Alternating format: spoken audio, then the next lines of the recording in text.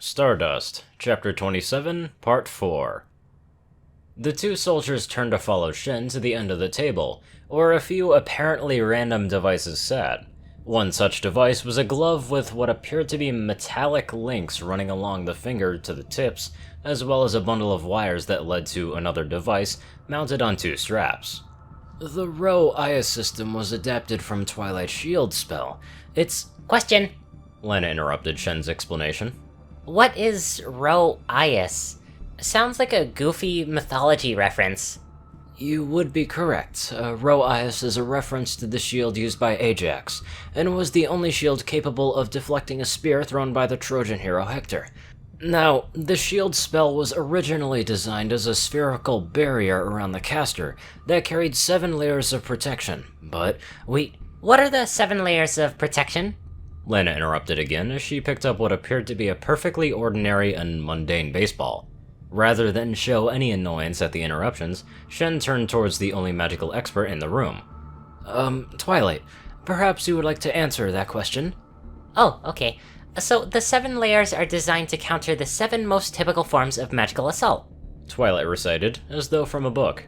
Physical attack, mental attack, heat and cold, and telekinesis, transformation, and teleportation. Twilight hesitated before adding sheepishly.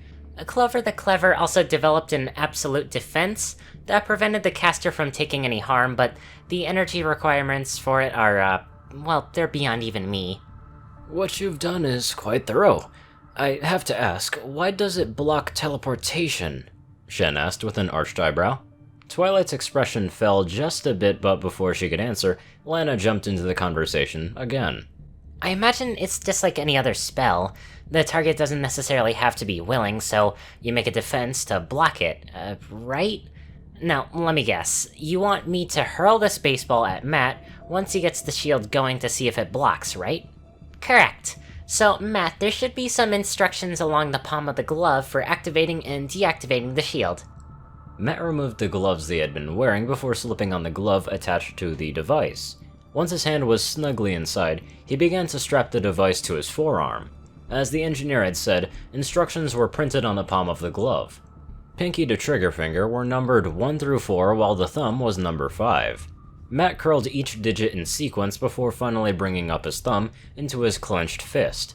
A chime or whistle came from the device, and a transparent oval of purple energy sprouted from his arm much like a medieval shield.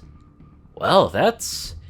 interesting, he commented as he ran his right hand along the inside of the energy shield. There's no texture or resistance to it, but my hand definitely can't push through it. It feels like polished glass, almost. His gaze focused away from the shield before him to Lana as she tossed up the ball into the air and caught it again. The moment she saw, she had Matt's attention, and then she smiled. And then she threw the ball up again and caught it with her left hand. Lana, what are you doing? Oh, I'm just thinking we could do a little more than just test the shield, I think. My arm needs a bit of, stress testing, or so they tell me. What better way to test the robot arm than with a wee bit of fastball pitching? Lana explained innocently before cocking the arm back and hurling the ball with all of her might. The moment the ball left Lana's hand, time seemed to slow for Matt. Jesus Christ, she put her arm into the throw. I should be thankful I'm wearing armor and she didn't aim for my face, he thought before mentally reprimanding himself as he realized the ball had crossed half the distance in the time it took him to process that idle thought. Armor tactics. Okay, sloped armor deflects kinetic force of projectiles away from the target. Matt had just enough time to lean back and extended his shield arm before the ball reached him. The upper portion of the shield leaned back with him, and the baseball was deflected with a sound not unlike a gong being struck. The sound that followed was the ball impacting on the far wall of the warehouse, several hundred feet away. It worked! Twilight cheered, and all eyes fell on her. Was there any doubt? Matt asked evenly as he divided his attention between glaring at Lana and smiling at Twilight. Well, technically, no. Twilight waffled before elaborating. I have these spells memorized and can perform almost every one flawlessly, but this process of artificially reproducing the effects is something, entirely new. Enchantments back home operate under completely different principles, so I'm afraid a lot of this is best guess until we iron out the exact mechanics. I'm glad it worked well, though. I am too. We'll need to do some more strenuous testing to see how much damage this shield can take before collapsing. We can leave that for later, though, Shen explained as he set the tablet down on the table behind him. For now, we thought you might like to spend some time outside of your room and, well, maybe stretch your legs. That doesn't sound like a bad idea. Twilight agreed, and she finally took in the amount of empty space in the warehouse she was now in. This will give me enough space for some proper magical exercise, too.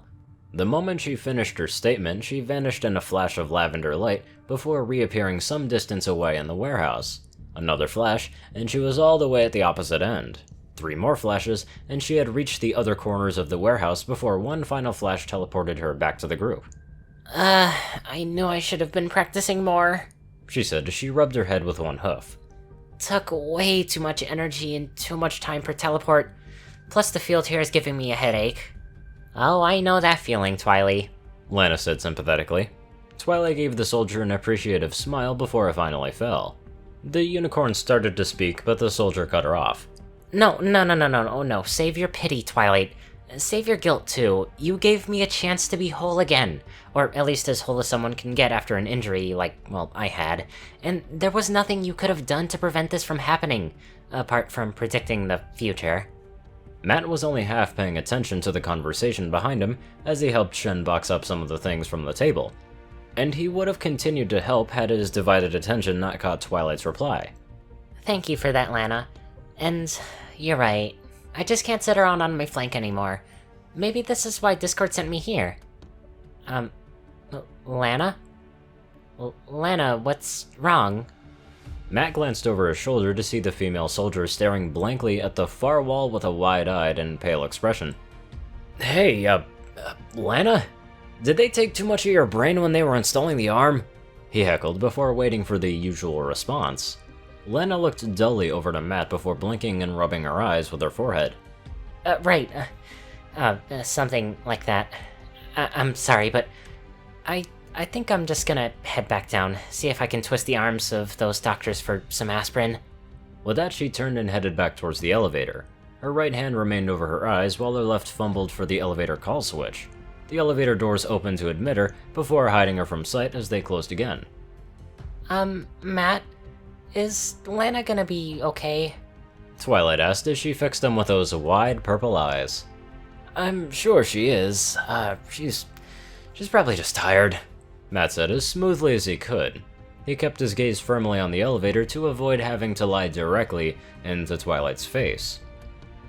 2:25 p.m., May 13th, 2015. Office of Commander Bradford.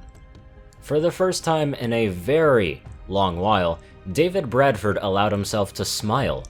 It was a worn smile, barely more than a quirk at the corners of his mouth, but it was there. At last, we have something to level the playing field just a bit, Bradford thought to himself, and the smile grew just a fraction more.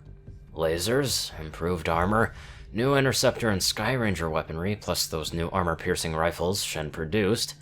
We'll have to be careful not to get overconfident. A knock on the door interrupted Bradford's increasingly optimistic reading, which left him with a brief scowl.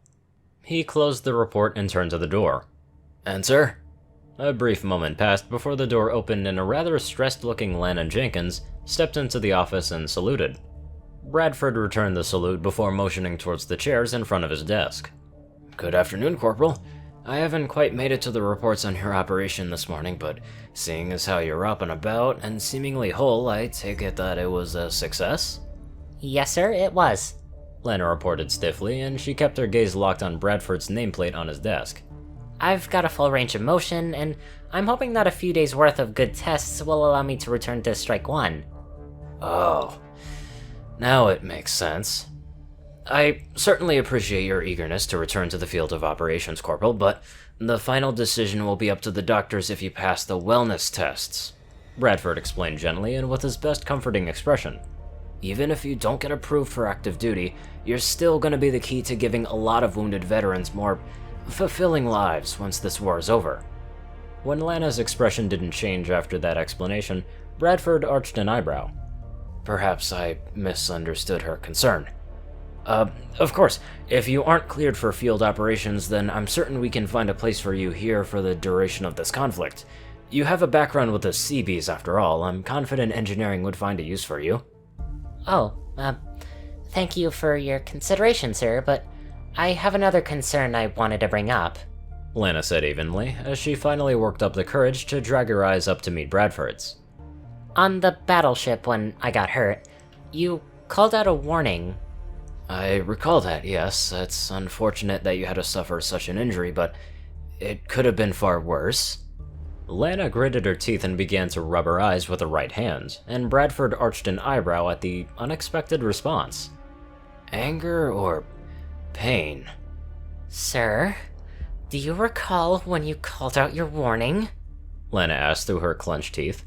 Bradford arched an eyebrow before choosing his answer carefully. I saw the cyber disc emerge from the doorway and sent my warning immediately. No, sir. No, you didn't. I beg your pardon? Bradford's expression was incredulous at Lana's statement, but before he could speak any further, she continued. I remember what happened just before I was hurt, but I'm perfectly willing to admit the possibility that I'm not remembering things correctly. Almost died, you know. Lana laughed before letting her right hand fall from her face to slap on the armrest. The expression on her face was pain, as well as something few subordinates rarely directed at Bradford: anger. So, I went down to the archives and pulled up the armor camera logs as well as the transmission logs. I correlated the timestamps with my own armor cam as well as 3 others. You sent your warning before the cyberdisc came through the door. What are you implying, Corporal?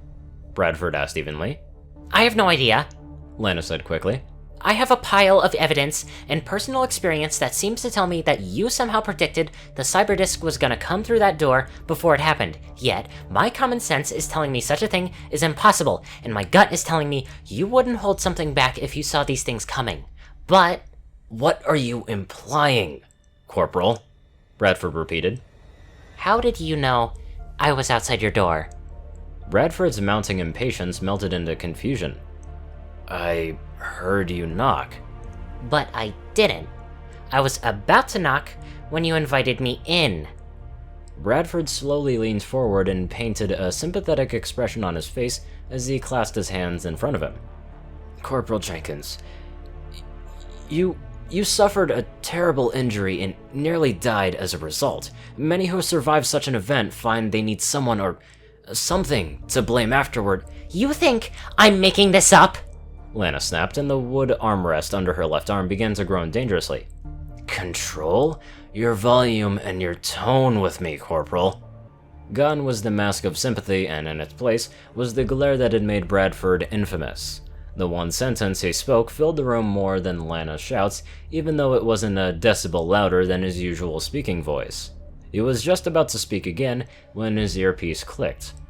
Commander Bradford, an alien craft has been spotted entering our atmosphere. Command, Bradford, raise the alert status of the base and scramble strike 5 and 6. Sky Rangers Crimson and Harbinger are to carry them. Skull Squadron will intercept. Bradford ordered quickly as he rose from his desk. He tuned out the confused reply from command as he glared down at Lana. Corporal Jenkins, this discussion is over. Report to medical immediately. Lana rose and saluted crisply before stalking out of the office. The moment the door closed behind her, Bradford slipped his headset off his ears to rub his temples before replacing it and heading to the door himself. This job won't let me go a single day without a headache.